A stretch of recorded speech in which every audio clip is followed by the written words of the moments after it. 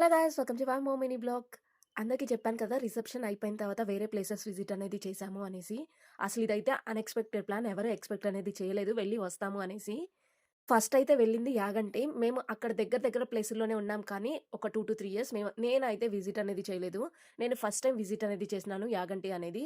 యాగంటిలో ఉండే వాటర్ అనేది చాలా ప్యూర్‌గా అనిపించినియి. అండ్ ఎప్పుడు 365 డేస్ వాటర్ ఫ్లో అనేది వస్తానే ఉంటుందంట అక్కడికి. అంతే ప్యూరిటీగా వాటర్ అనేది ఎప్పుడు ఉండటం అనేది జరుగుతుందంట.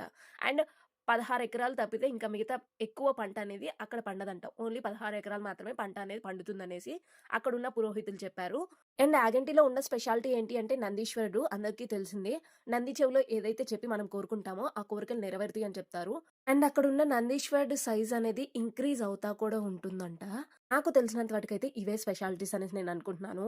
ఇంకా మీకేమన్నా తెలిసి ఉంటే కింద కామెంట్ అనేది చేయండి. నేను తెలుసుకుంటాను. వీడియో కనుక మీకు నచ్చినట్లయితే please do like, share and subscribe. Insta అయితే ఫాలో.